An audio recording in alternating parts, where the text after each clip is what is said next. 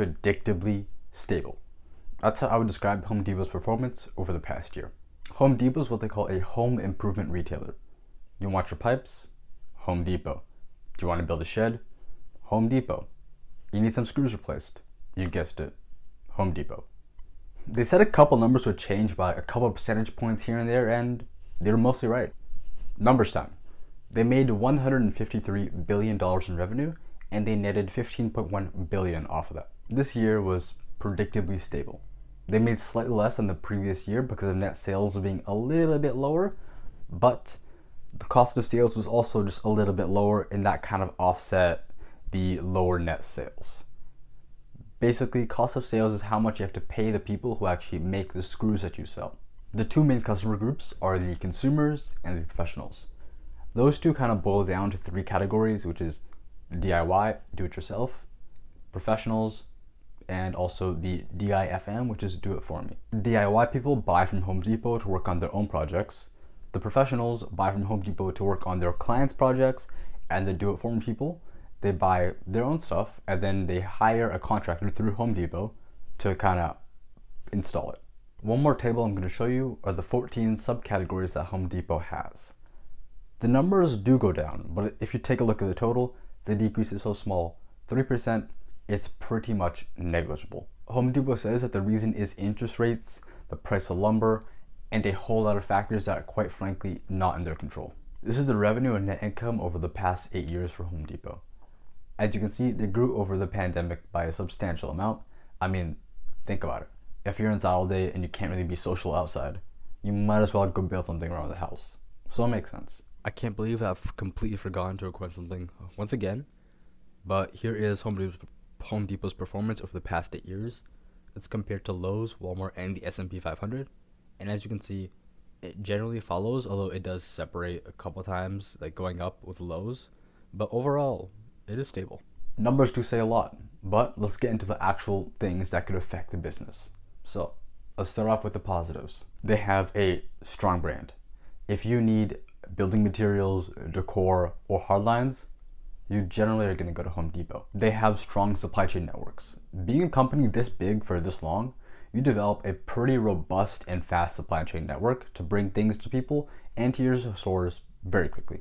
The Do It For Me program. The ability to walk into a Home Depot store, just pick what you want, and then white glove it and say, hey, can you guys install it through Home Depot? It's nice. I mean, I know I certainly can't install anything, because I mean, as a city person myself, we can't really do much when it comes to screwing things in and hammering things down, so yeah. Their employees are reportedly some of the best trained and most helpful. And also, their in-store map is super nice. You can go onto their app, find the product that you want to buy, and then it will tell you the aisle to search for it in. Super helpful. Why can't other retailers have this? Walmart, I'm looking at you, please. Another strength is that they're stable.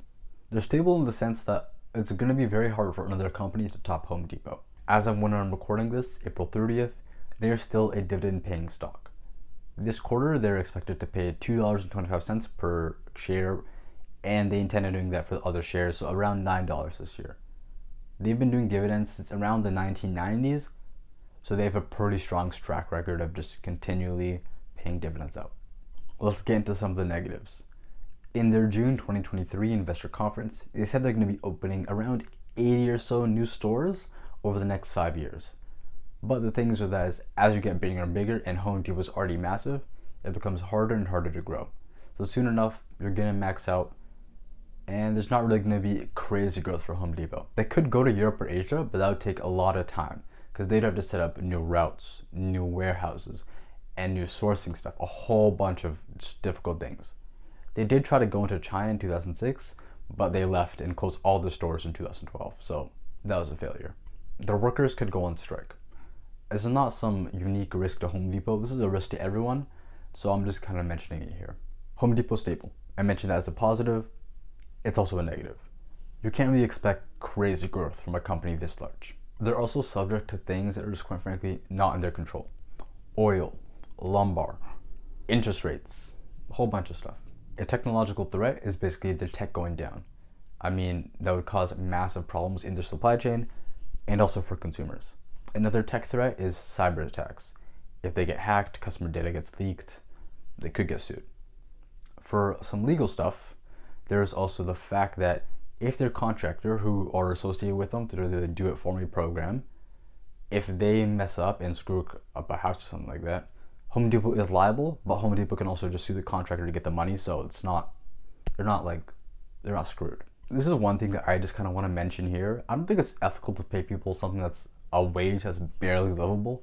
So for their retail workers, like, I think it's just ethically wrong to pay them that, and I'm just mentioning it. Remember, you cannot predict the future, so don't even bother trying.